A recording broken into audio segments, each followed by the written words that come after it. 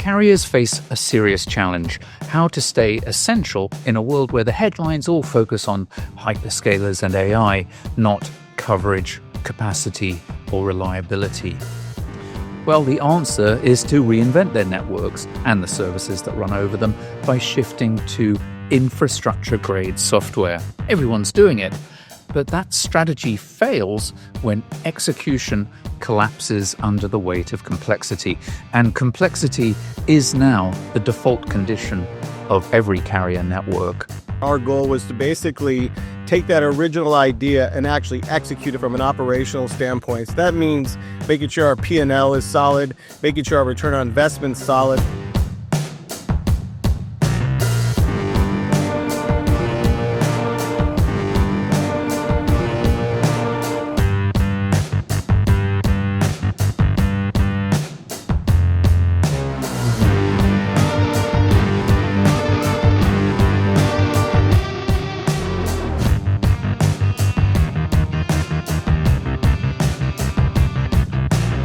Carriers, execution has to be more than a marketing slogan. It needs to be their defining discipline. Telco businesses are now software sitting on top of physics with AI embedded throughout the stack. And this is about more than technology, because execution is where complexity presses hardest against the most fundamental component of carrier services: trust. I'm Steve Saunders. Welcome to Carrier 2.0. The biggest fairy tale in telecom today is the idea that we can just start over. Carriers typically don't get greenfield conditions. They get live networks, they get legacy tech, they get customers, and they get liability, all intermingled. I don't think there's no forklift of networks in the world we live in. It's like there are still networks that are 20 years ago was built. Everything kind of have to get along the way. But you're right that the number of endpoints is going up, exponentially, it feels like, right? That's the reality of executing this software transition. It's like changing the propeller while the plane is in the air. In a complex system, silos can feel productive, right up until the moment that they've become a complete impediment to improvement. For decades, carriers organized this way because it made sense. Networks were layered, and each layer could be owned by a different team. But 21st century software-based network biomes are something else entirely. These are ecosystems of thousands of programs and dozens of suppliers. Making them work now requires the opposite of segregation. Think about your enterprise and the business's need.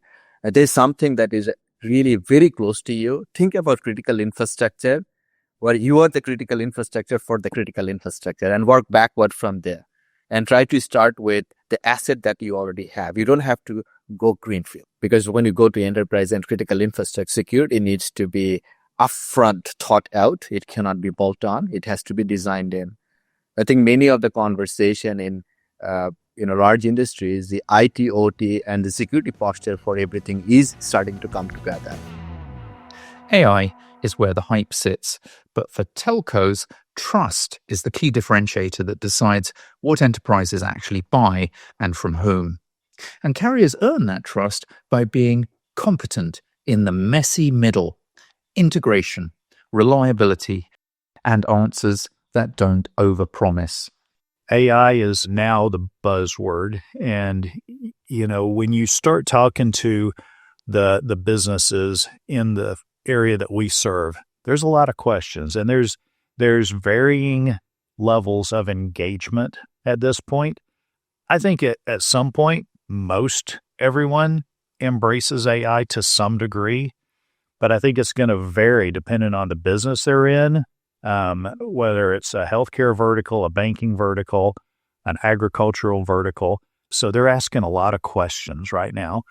And being local and having that connection with the businesses that we serve gives them the comfort that, hey, you have been in technology for a long time. You provide IT services, MSP services, you're a broadband provider. Help us understand what this can do for us. Carriers have been using AI for about 20 years. They just called it machine learning. The new AI being pushed by hyperscalers is an extension of that model, layering large language models on top with chatbots to make everything accessible and easier to use. LLMs introduce a new problem with carrier networks, hallucinations. But out in the real world, the carriers I've spoken to say they face a much bigger concern. For us, it's being able to make sure that the network is stable and that, we're providing the throughput so that the technology that he is embracing is able to do what it does. It's only going to continue to advance and evolve, right? And the bandwidth requirements will adjust as the complexity increases, right? So, for us is making sure that our fiber network has the throughput to keep him operating without any potential glitches, because you mentioned hallucinations, but a loss in signal because of a network failure could have a similar effect to a autonomous operation. It's going to stop. It's not going to continue moving without connectivity. So yes, AI does change the network, but execution still starts with uptime, throughput, and predictable behavior. Carriers who are already on the AI journey say the same thing. Data clarity is the first principle and the first step of any AI architecture transformation. Without it, AI simply amplifies complexity. When you want to shift to AI, the first piece that we had to do was really to build a clean, clear database. So that has been the first part of the journey, which was a little bit complex for us. As you know, we are carved out from Lumens. Second was to identify a few use cases where we knew that we had pain points. So that's why I took the example of buried services and making sure that we say, okay, we know that we can improve this use case through AI. And so be maniacally focused on that, meaning it's very important to prioritize what you do with AI. Because of course, if you look at AI, you say, it can do everything. But at the end of the day, you cannot afford to do everything. In other words, execution is choosing what to automate and what not to. A lot of what's being called AI in the network today is actually a clash of models. Telecom was originally built on deterministic principles, but LLM-based AI introduces semantic probabilistic systems that behave quite differently. It's an extremely complicated oil and water problem for carriers to unpick. When you are working with the API, it's a deterministic and it's strict contract-based interaction. When you're working with an agentic AI system, it's semantic-based exploration and interaction. I have on my computer, my laptop, because I'm doing a lot of advocacy and keynoting. I've got an implementation of a device location camera API that is working on our Orange playground. And when you're integrating the API by book on the CLI, I've got in return a very, very detailed, highly technical latitude and longitude about where the device and the people with the device are located.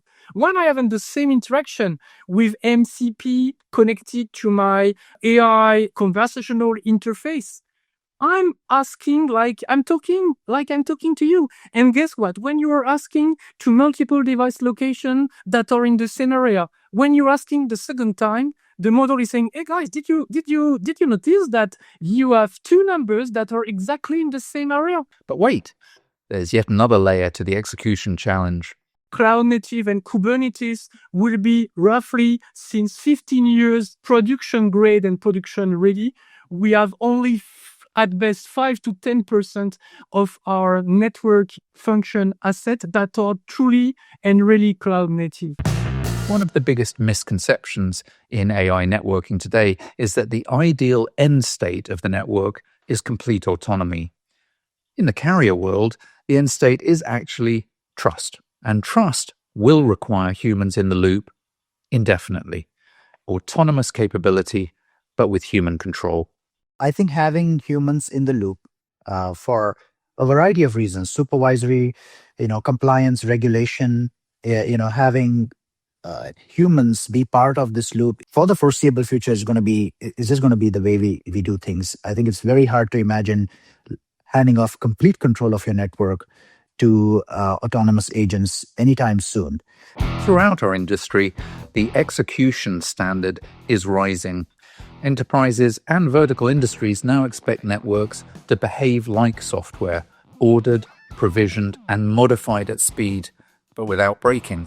The folks are going to win who can figure out how to make infrastructure available at software speed. The only way you do that is with deep sort of software expertise. When I say infrastructure at software speed, I mean having a great software experience where you can find, design, order, provision, deliver your network experience for enterprise customers, all with a software-driven experience. Enterprises have been acclimated. It started with the cloud. Now it's going into networking. And if you're not ready to make a sizable investment in making your infrastructure available at software speed, it's going to be a hard road to hoe. Or you just focus on infrastructure. Just sell the fiber and let other folks who are making the software investment help you monetize that physical network infrastructure that you have. Beware the bridge to nowhere. The economics will not pencil in. So here's where we end up. There is no forklift upgrade. There is no greenfield reset. There is only execution, existing within a maze of code complexity without breaking trust. And that's why the winners won't necessarily be the loudest or the most hyped or the most AI forward. They'll be the ones who can modernize live networks, build horizontal platforms instead of silos, use AI with discipline, and keep humans in the loop where trust demands it. I'm Steve Saunders. This is Carrier 2.0, and I'll see you next time.